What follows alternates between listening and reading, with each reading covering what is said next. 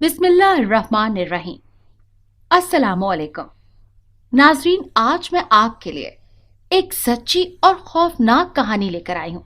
लेकिन इससे पहले कि मैं कहानी शुरू करूँ, जो लोग हमारे चैनल पर नए हैं उनसे गुजारिश है कि वो हमारे चैनल कहानी महल को सब्सक्राइब कर लें, ताकि आपको हमारी इस तरह की दिलचस्प कहानियां बर वक्त मिलती रहें। जिला मद्रास में गढ़ानी नाम का एक छोटा सा कस्बा है, जिसके करीब बांसों का जंगल दूर दूर तक फैला हुआ है। इसके करीब तल दीदी नदी बहती है और ये नदी जनूब मगरिब की तरफ 15 मील के फासले पर दरियाए कावी में मिल जाती है। इसके विशाल हिस्से में एक और छोटा सा कस्बा है जहां बहुत कम आबादी पाई जाती है। लोग ज्यादातर झोंपड़ियों में रहते हैं या फिर पत्थरों के मकान तामीर करके। तल दीदी के शुमाल में तकरीबन 12 मील के फासले पर गोला मोती नदी गंदलाम में मिल जाती है। इन तीनों को पहाड़ों ने घेरे में ले रखा है, जिस पर बांसों का जंगल वाक़ है। इस जंगल में बहुत से जानवर पाए जाते हैं, लेकिन ज्यादा तादाद हाथियों की होती है। पूरन अपने माँ बाप का अकलौता बेटा था। उम्र 18 साल के लगभग थी। बहुत तेज तर्रार और ज़हीन था और जंगल में दूर दूर तक निकल जाता। उसके वालिदैन उसके लिए बहुत परेशान रहते, लेकिन वो अपनी मस्ती में गुम सैर को निकल जाता। उसकी रहाइश भी दरियाए काविदी के शुमाल में पाए जाने वाले कस्बे में थी। उस दिन भी पूरन बांसों के जंगल में काफी दूर तक निकल आया, लेकिन जब वापस जाने का रास्ता ढूंढने लगा तो रास्ता भटक गया। बहुत परेशान हुआ, लेकिन परेशानी से क्या होता है। उसने अपनी हिम्मत को बहाल रखा। अंदाजे से चलता हुआ एक तरफ को बढ़ने लगा। चलते चलते हिम्मत जवाब देने लगी। रास्ता ना मिला। मीलों तक फैले बांसों के जंगल में रास्ता ढूंढना इतना आसान कहाँ हो सकता है। कस्बा तो नहीं, लेकिन पहाड़ों के करीब नदी नजर आ गई। प्यास चमक उठी। जल्दी से बढ़कर पानी पिया। पानी पीते पीते उसको अजीब सा एहसास हुआ। उस एहसास के तहत उसने जल्दी से पीछे मुड़कर देखा तो उसकी आंखें फटी की फटी रह गई। थोड़ी देर बाद उसकी चीखें कुर्ब जवार में शोर मचाने लगी। वहां कौन मदद करने वाला था। खून आलूद लाश वहीं पड़ी रही और रात छा गई।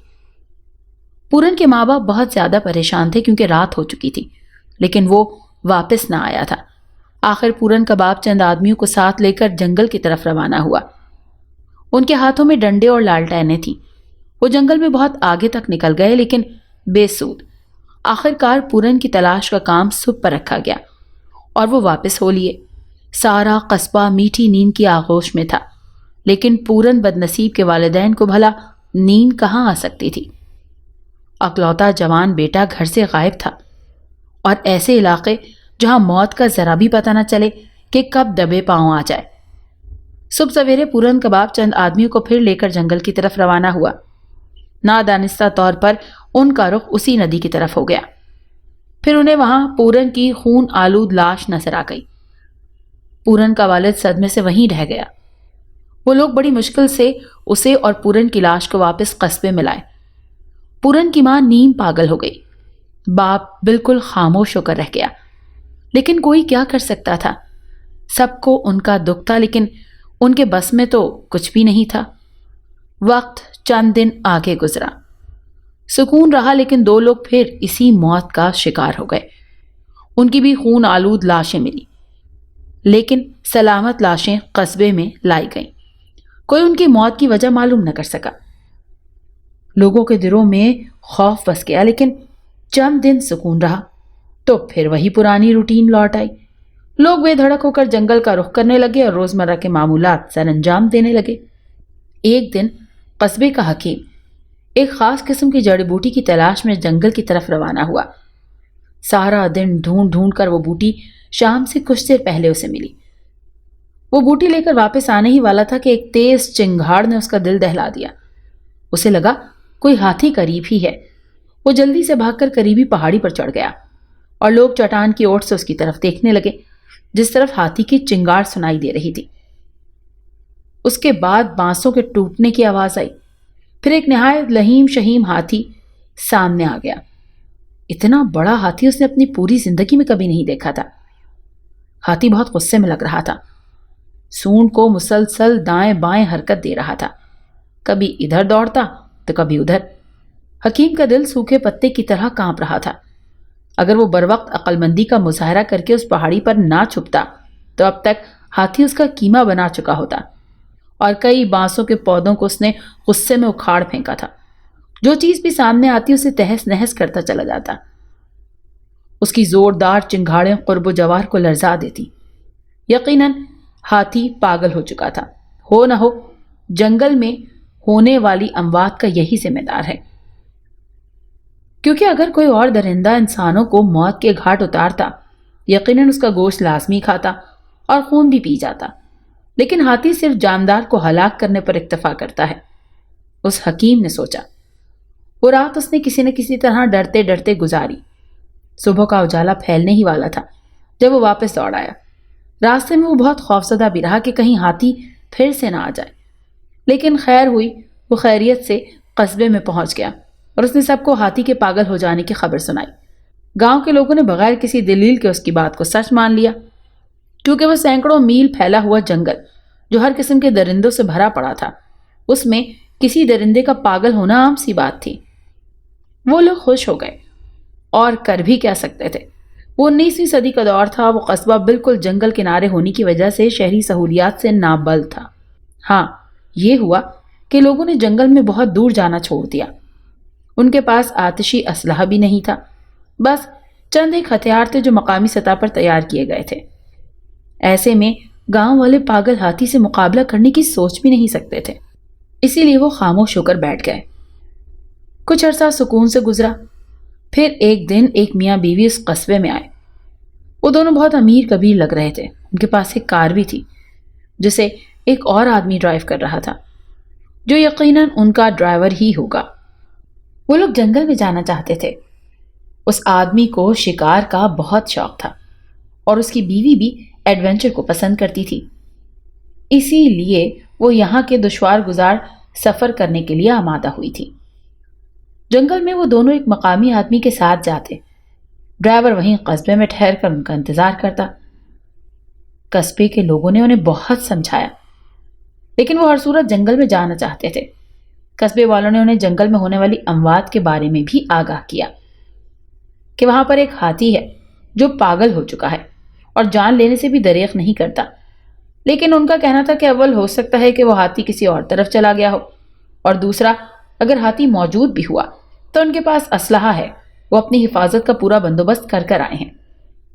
وہ نہیں جانتے تھے کہ جب موت آتی ہے تو سب تدبیریں اور حفاظتیں دھری کی دھری رہ جاتی ہیں۔ بہرحال گاؤں والے خاموش ہو گئے۔ وہ لوگ ایک رات گاؤں میں ٹھہر کر اپنے ڈرائیور کو گاؤں میں ٹھہرانے کے لیے معقول معاوضے پر ایک مقامی آدمی کو بھی ساتھ لے گئے۔ پہلے تو وہ آدمی کسی صورت ساتھ جانے کو تیار نہیں تھا، لیکن جب انہوں نے اسے اچھے پیسوں کی پیشکش کی تو وہ تیار ہو گیا۔ دولت کسے بری لگتی ہے؟ اسی دولت کی خاطر تو لوگ موت کے کنویں میں بھی چھلانگ لگانے سے باز نہیں آتے۔ مر گئے تو ٹھیک، بچ جانے کی صورت میں زندگی بھر عیش۔ صبح سویرے وہ لوگ روانہ ہو گئے۔ ان کے پاس اسلحے کے علاوہ کھانے پینے کا بھی مکمل سامان تھا۔ اس کے علاوہ ہر قسم کی ضرورت کی چیزیں بھی تھیں، لیکن وہ سامان اتنا بھی نہیں تھا کہ انہیں اٹھا کر چلنے میں دشواری ہو۔ سارا دن چلنے کے بعد سر شام ہی انہوں نے ایک جگہ پڑاؤ ڈالا۔ خیمے اس لیے نہیں لگائے کیونکہ موسم خاصا خوشگوار تھا اور ٹھنڈی ہوا فرحت کا احساس دلا رہی تھی۔ ویسے صبح انہوں نے یہاں نہیں ٹھہرنا تھا، شکار تو محض بہانہ تھا۔ حقیقتاً وہ لوگ اس دشوار گزار جنگل کی سیر کے لیے آئے تھے۔ وہ عورت بہت خوش تھی، اسے جنگل کی زندگی بہت اچھی لگ رہی تھی، لیکن شاید اس نے جنگل میں رہنے والے درندوں کے بارے میں نہیں سوچا کہ وہ کسی بھی وقت آ سکتے ہیں اور رنگ میں بھنگ ڈال سکتے ہیں۔ بہرحال کھانے کے بعد وہ لوگ لیٹ گئے اور جلد ہی نیند کی آغوش میں چلے گئے۔ رات کے کسی پہر اس مقامی آدمی جسے وہ بطور گائیڈ اپنے ساتھ لائے تھے، اس کو رفع حاجت کی ضرورت محسوس ہوئی۔ وہ اس جگہ سے تھوڑی دور ایک درخت کی اوٹ میں چلا گیا۔ چاند مکمل طور پر نکلا ہوا تھا، اس لیے نزدیک نزدیک کا منظر خاصا دکھائی دے رہا تھا۔ ابھی وہ آیا ہی تھا کہ اس نے ایک تیز چنگھاڑ کی آواز سنی تو وہ لرز گیا۔ آواز اسی طرف سے آئی تھی جہاں وہ میاں بیوی سوئے ہوئے تھے۔ پھر عجیب اٹخ پٹخ کی آوازیں آنے لگیں۔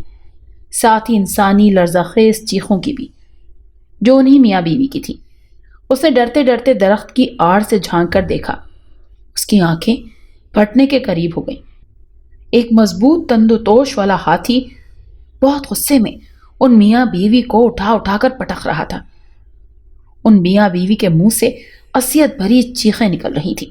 وہ آدمی ان میاں بیوی کے لیے تو کچھ نہیں کر سکتا تھا، لیکن اپنی جان بچانے کے لیے تو بہت کچھ کر سکتا تھا۔ ہاتھی اس سے بہت دور نہیں تھا، کسی وقت بھی ادھر آ کر اس کا حشر نشر کر سکتا تھا۔ اس لیے اس نے وہاں سے دوڑ لگا دی۔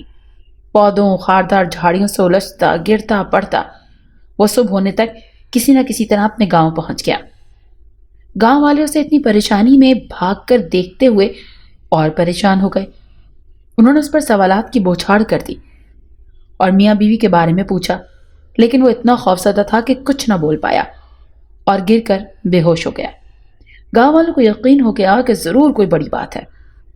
وہ اسے ہوش میں لانے کی تدبیریں کرنے لگے۔ سب سے زیادہ پریشانی اس ڈرائیور کو تھی۔ چند گھنٹوں بعد اسے ہوش آیا اور اس نے لوگوں کو سب کچھ بتا دیا، ہاتھی کے آنے سے خود کا رفع حاجت کے لیے جانے تک، اور پھر ان میاں بیوی کی خون آلود لاشیں دیکھنے کے بعد وہاں سے بھاگنے تک۔ سب لوگ سکتے کی کیفیت میں تھے، اور سب سے زیادہ بری حالت اس ڈرائیور کی تھی جو ان میاں بیوی کے ساتھ آیا تھا۔ اس کی آنکھوں سے مسلسل آنسو بہہ رہے تھے۔ جب کچھ دیر بعد سب صدمے کی کیفیت سے نکلے تو ان کی لاشوں کی فکر ہوئی۔ ڈرائیور ابھی جنگل میں جانے اور لاشوں کو لانے پر بازید تھا، لیکن گاؤں والے کشمکش میں تھے اور جنگل میں جانے سے ہچکچا رہے تھے۔ انہیں اپنی زندگی کی جو فکر تھی۔ لیکن جب ڈرائیور نے ضد کی اور کہا کہ اس کے پاس اعلیٰ درجے کی بندوق ہے جو ہاتھی کو پلک جھپکتے میں مار سکتی ہے، تو لوگ جانا تو نہیں چاہتے تھے، لیکن پھر بھی مجبور ہو گئے۔ کچھ نہ کچھ انسانیت تو بہرحال ان میں بھی موجود تھی۔ وہ سب جنگل کی طرف روانہ ہو گئے۔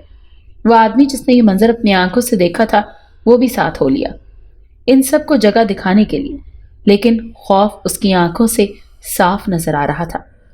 دوپہر کو وہ وہاں پہنچے۔ وہاں عجیب افراتفری کا عالم تھا۔ سارا سامان بکھرا پڑا تھا۔ کئی پودے اور چھوٹے درخت جڑوں سے اکھڑ گئے تھے، اور ان کے ساتھ ہی دونوں میاں بیوی کی کچلی ہوئی خون آلود لاشیں بھی تھیں۔ دوسری رات آسمان سیاہ گھنگھور گھٹاؤں سے اٹا ہوا تھا۔ بادل اتنے زوروں سے گرج رہے تھے کہ دل اچھل کر حلق میں آ رہا تھا۔ بجلی کی کڑک اور اس کے ساتھ ہی تیز ہواؤں کا شور بھی ماحول کو بہت خوفناک بنا رہا تھا۔ سارے گاؤں والے گھروں میں دبکے ہوئے تھے۔ تیز ہوائیں جب جنگل میں لگے درختوں سے ٹکراتی تو بھیانک سا شور پیدا ہوتا۔ سب لوگ لیٹے تو ہوئے تھے، لیکن اس خطرناک موسم میں بھلا نیند کسے آنی تھی؟ ایسے میں راجیش کو کوئی آواز سنائی دی۔ اس کو اپنا وہم جانا اور دوبارہ سونے کی کوشش کرنے لگا۔ اس نے ماں باپ کی طرف دیکھا۔ وہ بادلوں کے ٹلنے کا انتظار کر رہے تھے اور دعائیں کر رہے تھے، لیکن ایک دفعہ آواز پھر آئی۔ یہ اس کی لاڈلی بکری کی آواز تھی جو منمنانے جا رہی تھی۔ پتہ نہیں اسے کیا مسئلہ ہے۔ راجیش بستر سے اٹھا اور دروازہ کھول کر باہر جھانکا۔ بارش کی تیز بوچھاڑ نے اسے ایک لمحے میں بھگو دیا۔ سردی کی لہر نے اس کے باوجود اس کی جسم میں پھریری دوڑی۔ بکری گھر کے باہر بندھی ہوئی تھی، اسی لیے اسے باہر جا کر دیکھنا پڑنا تھا۔ وہ ہمت کر کے آگے بڑھا اور گھر سے باہر آ گیا۔ بکری کو دیکھا، وہ تو اب آرام سے کھڑی تھی اور کوئی غیر معمولی بات نہ تھی۔ وہ بڑا حیران ہوا۔ شاید موسم کی وجہ سے وہ بے چین ہوئی ہوگی۔ راجیش یہ سوچتے ہوئے واپس پلٹا اور پھر خوف سے اپنی جگہ پر جم گیا۔ چند منٹوں کے بعد اس کی چیخوں نے پورے گاؤں کو گھروں سے باہر نکلنے پر مجبور کر دیا۔ جب سب لوگ اس جگہ پہنچے تو راجیش آخری سانس لے رہا تھا۔ خوف سے اس کی آنکھوں کے ڈیلوں میں خون اتر آیا تھا۔ وہ کچھ بتانے کی کوشش میں موت کی آغوش میں جا سویا۔ لوگوں نے اسے بھی ہاتھی کی کارستانی قرار دیا۔ اب تو سب لوگوں کو بہت فکر ہوئی۔ یہ خبر کسی طرح شہر پہنچ گئی اور حکومت نے اس کا نوٹس لے لیا اور ایک ماہر شکاری کو اس علاقے کی طرف بھیج دیا۔ چند دن کی مسلسل کوششوں کے بعد اس شکاری نے ہاتھی کو تو ختم کر دیا، لیکن پھر اس کی اپنی بھی خون آلود لاش جنگل میں پائی گئی، ہاتھی کے مردہ جسم سے کچھ ہی فاصلے پر۔ لوگوں نے یہی سمجھا کہ جب ہاتھی کو گولی لگی ہوگی تو وہ غصے میں آ گیا ہوگا اور کسی طرح شکاری کو ہلاک کرنے کے بعد خود بھی مر گیا ہوگا۔ بہرحال لوگ خوش ہوئے کہ آدم خور ہاتھی سے نجات مل گئی۔ وہ مردہ لوگوں کو کھاتا تو نہیں تھا لیکن ان کی موت کا سبب تو بنتا تھا۔ پورا مہینہ خیریت سے گزرا۔ لوگ خوف سے اب کانپتے نہیں تھے بلکہ لوگ کافی حد تک بے دھڑک ہو چکے تھے۔ 1 مہینے کے بعد ان اموات کا سلسلہ پھر شروع ہو گیا۔ گاؤں کے 3 لوگ پھر موت کی بھیٹ چڑھ گئے۔ ان کا حشر بھی پہلے جیسے والے لوگوں کا ہی ہوا تھا۔ سب لوگوں میں چہمگوئیاں شروع ہو گئی۔ اب وہ یہ ماننے کو کسی طور تیار نہ تھے کہ یہ کسی جانور کا کام ہو سکتا ہے۔ اسے کسی اور مخلوق کی کارستانی قرار دینے لگے۔ جتنے منہ اتنی باتیں۔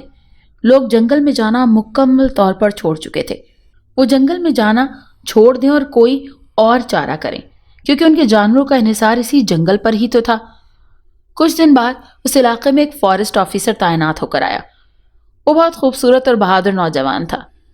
شیریں لب و لہجے کی بدولت وہ گاؤں والوں کی آنکھوں کا تارا بن گیا۔ اس کی رہائش اسی گاؤں میں تھی کیونکہ جنگل کے پاس موجود ڈاک بنگلہ اس پوزیشن میں نہیں تھا کہ اس میں رہائش اختیار کی جا سکے۔ ذرا سی بارش یا تیز ہوا اسے آسانی سے گرا سکتی تھی، اسی لیے وہ گاؤں میں ہی ایک مکان میں ٹھہر گیا جہاں ایک بوڑھا پہلے سے ہی رہتا تھا۔ اس آفیسر کا نام راج کمار تھا۔ سب اسے راج صاحب کہہ کر پکارتے تھے۔ اسے بھی گاؤں کے لوگوں جنگل میں ہونے والی اموات کا پتہ چل گیا تھا، بلکہ اسے یہاں تعینات بھی اسی لیے کیا گیا تھا کہ وہ کھوج لگائے کہ یہ اموات کس کارن ہو رہی ہیں۔ پاگل ہاتھی کا قصہ بھی اس کے علم میں تھا، اسی لیے وہ پوری طرح اس بات کا کھوج لگانے کے لیے مستعد تھا۔ اس کی ایک پختہ عادت تھی کہ وہ ہر روز ڈائری میں دن بھر کے واقعات درج کیا کرتا تھا اور ان میں کبھی ناغہ نہیں کرتا تھا۔ وہ ڈائری ہر وقت اس کے کوٹ کی جیب میں ہوتی تھی۔ اس کے ساتھ ایک آدمی بھی آیا تھا جو اس کے تمام تر کام سر انجام دیا کرتا تھا، مثلاً کھانا پکانے سے لے کر کپڑے دھونے تک کے تمام کام۔ وہ بھی خاصا چوک و چوبند آدمی تھا۔ وہ 1.5 عمر تھا لیکن بہت زیادہ نڈر اور دلیر۔ وہ دن بھی معمول کے مطابق شروع ہوا تھا۔ تمام لوگ معمولات زندگی سر انجام دے رہے تھے جب راج کمار نے جنگل میں جانے کا کہہ کر ان سب پر خوف طاری کر دیا۔ وہ اسے کسی صورت جنگل میں جانے نہیں دینا چاہتے تھے، لیکن راج نے سب کو یہ کہہ کر خاموش کرا دیا کہ اگر وہ جنگل میں نہیں جائے گا تو پھر اس چیز کا سراغ کون لگائے گا جو کہ ان کی موت کا سبب بن رہی ہے۔ گاؤں والے راج کے لیے بہت فکر مند تھے کیونکہ انہیں اس ہنسمکھ نوجوان سے انسیت سی ہو گئی تھی۔ وہ اس کی سلامتی کی دعائیں مانگ رہے تھے۔ وہ 1.5 عمر آدمی جو دیال کہلاتا تھا وہ بھی اس کے ساتھ تھا۔ وہ ہر طرح کے ساز و سامان سے لیس تھے۔ وہ نہیں جانتے تھے کہ انہیں جنگل میں کتنے دن لگیں گے۔ راج ہر صورت کھوج لگا کر واپس آنا چاہتا تھا اور دیال ہر قدم پر اس کے ساتھ تھا۔ 2 دن کے سفر کے بعد وہ جنگل کے خاصے اندرونی حصے میں آ گئے تھے۔ اس رات بھی کھانا کھانے کے بعد وہ دونوں لیٹ گئے۔ کچھ دیر تو ادھر ادھر کی باتیں ہوتی رہیں، پھر دونوں کو نیند نے آ لیا۔ رات کا نہ جانے کون سا پہر تھا جب کسی عجیب سے احساس نے راج کی آنکھ کھولی۔ پھر وہ اپنی جگہ ساکت ہو گیا۔ صبح کے وقت جب دیال بیدار ہوا تو راج اپنی جگہ پر موجود نہیں تھا۔ اس نے سمجھا وہ کسی ضرورت کے تحت اٹھ کر گیا ہوگا، لیکن پھر کافی دیر ہو گئی۔ راج واپس نہ آیا تو اسے پریشانی نے گھیر لیا۔ وہ اپنی جگہ سے اٹھا اور راج کو تلاش کرنے لگا، اسے آوازیں دینے لگا، لیکن کوئی جواب نہیں آیا۔ دن گزرتا گیا، وہ راج کو ڈھونڈ ڈھونڈ کر پاگل ہو رہا تھا۔ پھر رات بھی گزر گئی، دوسرا دن آ گیا، لیکن راج کا کوئی نشان نہ ملا۔ آخرکار وہ مایوس اور دل برداشتہ ہو کر واپس گاؤں لوٹ آیا۔ ساری صورتحال جاننے کے بعد گاؤں والے بھی کافی دکھی ہوئے۔ انہیں راج سے خصوصی لگاؤ تھا اور راج کی پراسرار گمشدگی نے انہیں دکھی کر دیا تھا۔ پہلے تو انہوں نے سوچا کہ راج بھی اسی پراسرار موت کا شکار ہو گیا ہوگا، لیکن پھر خود ہی انہوں نے اس خیال کی نفی کر دی کہ اگر ایسا ہوتا تو کہیں نہ کہیں اس کی لاش کا نام و نشان ضرور ملتا۔ آخر گاؤں والوں نے سوچا کہ وہ سب مل کر جائیں گے اور راج کو تلاش کریں گے۔ دوسرے دن وہ سب مل کر جنگل گئے۔ سارا دن جنگل کی خاک چھاننے کے باوجود انہیں کوئی سراغ نہ ملا اور وہ مایوس ہو کر واپس لوٹ آئے۔ دیال دکھی سا چہرہ بنا کر شہر واپس چلا گیا۔ اسے اعلیٰ حکام کو اس واقعے کی اطلاع دی۔ وہ ساکت سا کھڑا اس لڑکی کی طرف دیکھ رہا تھا جو چہرے سے بہت خوفناک لگ رہی تھی، لیکن اس کا جسم بہت پرکشش اور خوبصورت تھا۔ راج کو اس کے جسم سے کوئی دلچسپی نہیں تھی، وہ تو ساکت نظروں سے اس کی خوفناک چہرے کو دیکھے جا رہا تھا جو ایسا لگ رہا تھا کہ جلنے کے بعد چہرے کی کھال مکمل طور پر اتر گئی ہو اور نئی کھال پیدا نہ ہوئی ہو، لیکن اس کے ہونٹ اتنے سرخ تھے، یوں گمان ہوتا تھا جیسے وہ ابھی خون منہ کو لگا لے گی اور وہ خون ابھی بھی اس کے ہونٹوں سے ٹپک پڑے گا۔ اس کے خوفناک آنکھوں میں ایک عجیب سی چمک تھی۔ وہ پیار بھری نگاہوں سے راج کو تکے جا رہی تھی۔ راج مکمل حواس میں لوٹا تو جلدی سے اٹھ کر بیٹھ گیا۔ تم کون ہو؟ مجھے کہاں لے آئی ہو؟ راج نے ہکلاتے ہوئے پوچھا۔ لڑکی کے سرخ ہونٹوں پر ایک مسکراہٹ نمودار ہوئی جس نے اس کے چہرے کو مزید خوفناک بنا دیا۔ میں جو بھی ہوں اسے چھوڑو، تم مجھے بہت اچھے لگے ہو۔ میں نے کبھی کسی آدم ذات پر ترس نہیں کھایا، لیکن میں تمہیں کچھ نہیں کہہ سکی کیونکہ تمہاری پیاری شکل دیکھ کر مجھے نہ جانے کیوں تمہیں مارتے ہوئے افسوس ہونے لگا۔ پھر میں تمہیں مارنے کے بجائے اپنے ٹھکانے پر لے آئی۔ میرا یہ عارضی ٹھکانہ ہے، اب میں کبھی بھی تمہیں خود سے جدا نہیں ہونے دوں گی، ہر وقت تمہیں اپنے ساتھ رکھوں گی، حتیٰ کہ اس وقت بھی جب میں اپنے مستقل ٹھکانے پر چلی جاؤں گی۔ اب تم میرے قریب آ جاؤ تاکہ میں تمہیں پیار کر سکوں۔ یہ کہہ کر اس لڑکی نے راج کی طرف ہاتھ بڑھایا تو وہ جلدی سے پیچھے ہٹ گیا۔ اس کے چہرے پر خوف اور دہشت کی لہر صاف محسوس کی جا سکتی تھی۔ دیکھو، تم جو کوئی بھی ہو میرے قریب مت آنا ورنہ اچھا نہیں ہوگا۔ راج کو اس کا چہرہ دیکھ کر ہی کراہیت ہو رہی تھی۔ کچھ دیر تو وہ راج کی طرف غصیلی نظروں سے دیکھتی رہی، پھر وہاں سے اٹھ کر چلی گئی۔ وہ ایک کشادہ غار تھا جس میں دن کی روشنی مکمل طور پر داخل ہو رہی تھی۔ راج نے گہرا سانس لے کر خود کو نارمل کیا، پھر دیوار سے ٹیک لگائی۔ جو کچھ اس کے ساتھ ہو رہا تھا وہ بالکل کسی ڈراؤنی فلم کی مانند محسوس ہو رہا تھا۔ اچانک اسے محسوس ہوا کہ وہ غار میں اکیلا ہے۔ اس سے بہتر کوئی موقع نہیں ہو سکتا یہاں سے بھاگنے کا۔ وہ جلدی سے اٹھا اور باہر کی طرف قدم بڑھائے، لیکن یہ دیکھ کر اس کو مایوسی ہوئی کہ وہ لڑکی غار کے باہر ہی موجود تھی اور کسی نادیدہ نقطے کی طرف نظر جمائے کھڑی تھی۔ کہیں سے بھی نہیں لگ رہا تھا کہ وہ وہی بھیانک چہرے والی لڑکی ہے۔ پیچھے سے دیکھنے پر وہ انتہائی خوبصورت دکھائی دے رہی تھی۔ سفید لباس تھا۔ وہ ہاتھ باندھے سامنے میلوں پھیلے گھنے جنگل پر نظریں جمائے کھڑی تھی۔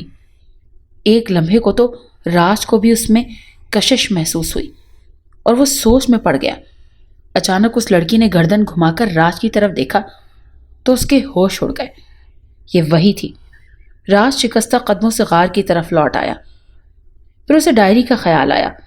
اس نے پاکٹ سے ڈائری نکالی، اب تک پیش آنے والے تمام واقعات اس میں درج کرنے لگا۔ اس کے بعد وہ لیٹ گیا اور آئندہ پیش آنے والے واقعات پر غور کرنے لگا۔ اس لڑکی کی سمجھ میں نہیں آ رہی تھی کہ وہ اس سے کیا چاہتی ہے۔ اگر وہ اس سے کوئی غلط تعلق قائم کرنا چاہتی ہے تو وہ اس بات سے بخوبی واقف ہے کہ وہ کسی اور مخلوق سے تعلق رکھتی ہے، تو آدم ذات کیسے اس کی خواہش پوری کر سکتا ہے؟ بہرحال جو بھی تھا، راج کو مکمل حواس میں رہ کر اس صورتحال کو قابو کرنا تھا۔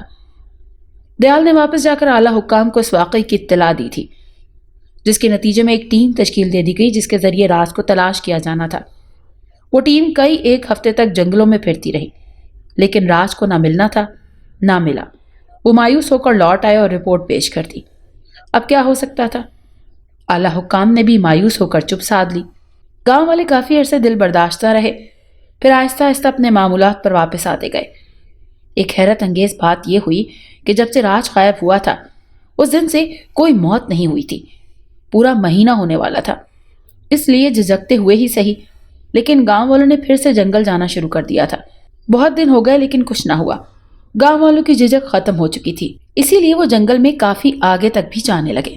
انہیں یہی لگ رہا تھا کہ جو بھی ان موت کا ذمہ دار تھا یقیناً راج نے اسے بھی موت کے گھاٹ اتار دیا ہوگا، اور بدقسمتی سے وہ خود بھی موت کے منہ میں چلا گیا ہوگا۔ انہیں تو گاؤں میں ایک آدمی جنگل میں بہت آگے تک چلا گیا۔ اپنا کام ختم کر کے جب وہ واپس لوٹ رہا تھا اس کی نظر ایک براؤن جلد والی ڈائری پر پڑی۔ اس نے وہ اٹھا لی۔ اسے ایسے لگ رہا تھا جیسے وہ اس ڈائری کو پہلے بھی کہیں دیکھ چکا ہے۔ بہرحال وہ گاؤں آیا، اس نے سب کو وہ ڈائری دکھائی تو سب نے تصدیق کر دی کہ یہ راج صاحب کی ڈائری ہے۔ بہت سے لوگوں کی آنکھوں میں آنسو بھی بھر آئے۔ انہیں راج کی موت کا یقین ہو گیا کیونکہ وہ ڈائری ہر وقت ہر حالت میں اس کے ہمراہ ہوتی تھی۔ اب اس کا جنگل میں یوں ملنا کسی اور ہی بات کی طرف اشارہ تھا۔ بہرحال دوسرے دن انہوں نے وہ ڈائری شہری حکام کے پاس بھجوا دی۔ اس ڈائری کو پڑھنے کے بعد ایک بالکل نئی صورتحال سامنے آئی جس نے سب کو انگشتے بدندہ کر دیا۔ ساری حقیقت بتانے کے بعد لکھا تھا، میں نہیں جانتا کہ یہ لڑکی مجھ سے کیا چاہتی ہے۔ میں نے نہ دن کا پتہ دیکھا نہ رات کا، بس اندازے سے تاریخ لکھی ہے، کیونکہ جس رات یہ پراسرار لڑکی مجھے اپنے ساتھ لائی تھی اس وقت 2 ستمبر کی تاریخ تھی۔ ہاں، اب میں یقیناً کنفرم نہیں کہہ سکتا کہ آج کیا تاریخ ہے۔ ہاں، اتنا مجھے یقین ہے کہ یہ ستمبر کا ہی مہینہ ہے۔ میں سخت الجھن میں ہوں۔ اس لڑکی کے چہرے کی طرف دیکھ کر خوف اور کراہیت محسوس ہوتی ہے، لیکن اس کا جسم بہت خوبصورت ہے کہ بندہ ساکت اسے تکتا رہے۔ پہلے دن اس نے مجھے فرمائش کی کہ اسے پیار کروں، لیکن میں نے انکار کر دیا۔ مایوس اور غصے میں اٹھ کر چلی گئی۔ اب وہ ہر روز مجھے مجبور کرتی ہے، لیکن میرے انکار کے باوجود مجھے کچھ نہیں کہتی۔ نہ جانے کیا بات ہے۔ اکتوبر۔ مجھے یقین ہے کہ مجھے اس قید میں ایک پورا مہینہ گزر چکا ہے۔ ویسے دیکھا جائے تو یہ صدیاں محسوس ہوتی ہیں۔ میں اب ہر روز کے واقعات ڈائری میں درج نہیں کر سکتا، میری مجبوری ہے۔ لیکن ایک بات جو مجھے اچانک ہی معلوم ہوئی کہ گاؤں یا جنگل میں ہونے والی ساری پراسرار اموات اس پراسرار لڑکی نے ہی کی ہیں۔ لیکن جب سے اس نے مجھے قید کیا ہے، ان اموات کو ترک کر دیا ہے۔ یہ بات اس نے خود مجھے بتائی ہے، اور یہ بھی کہ وہ اس انسانی دنیا میں رہتے رہتے تھک چکی ہے۔ اب وہ واپس اپنی دنیا میں جانا چاہتی ہے، لیکن اکیلے نہیں بلکہ مجھے بھی ساتھ لے کر۔ میں بہت خوف زدہ ہوں، لیکن چپ ہوں۔ پھر کچھ صفحات خالی تھے، اس کے بعد پھر تحریر تھی۔ میں اس لڑکی کی بہت منتیں کر چکا ہوں کہ مجھے واپس انسانی دنیا جانے دے، لیکن وہ نہیں مانتی۔ بقول اس کے وہ میرے بنا اب رہ نہیں سکتی۔ آج کل میں وہ اپنی دنیا میں چلی جائے گی، مجھے ساتھ لے کر۔ میں آنے والے وقت سے لرزیدہ ہوں کہ نہ جانے میرا انجام کیا ہو۔ میں اب کبھی اپنی دنیا میں واپس نہیں جا سکوں گا۔ پتہ نہیں مجھے دوبارہ انسانوں کو دیکھنا نصیب ہوگا یا نہیں۔ بھگوان نے کتنی گھٹنائیوں میں ڈال دیا ہے۔ میں بے بس ہوں، کچھ نہیں کر سکتا۔ وہ مجھے ہر حال میں لے کر جائے گی، آج یا کل۔ اپنے محکمے کا سب سے دلیر اور ذہین آفیسر اس پراسرار لڑکی کے آگے بے بس ہے۔ اس کے بعد ڈائری مکمل طور پر خالی تھی۔ نہ جانے راج پر کیا بیتی۔ کیا وہ لڑکی اسے اپنے ساتھ لے گئی؟ اگر نہیں لے جاتی تو کبھی نہ کبھی کسی نہ کسی طرف سے راج کی کچھ خبر تو آتی۔ اور پھر یہ ڈائری نہ جانے کس طرح جنگل میں گری۔ آگے اوپر والا ہی جانے۔ اتنا ضرور ہوا کہ جنگل میں ہونے والی ان پراسرار اموات کا سلسلہ مکمل طور پر ختم ہو گیا۔ اگر آپ کو یہ کہانی اچھی لگی ہے تو اسے لائک کیجیے اور ہمارے چینل کہانی محل کو سبسکرائب کیجیے۔ اور ہاں، اگر آپ کے کسی دوست، رشتہ دار یا بہن کے ساتھ خدا نخواستہ اس طرح کا کوئی بھی واقعہ پیش آیا ہے تو ہمیں کامنٹ سیکشن میں اس کے بارے میں ضرور بتائیے۔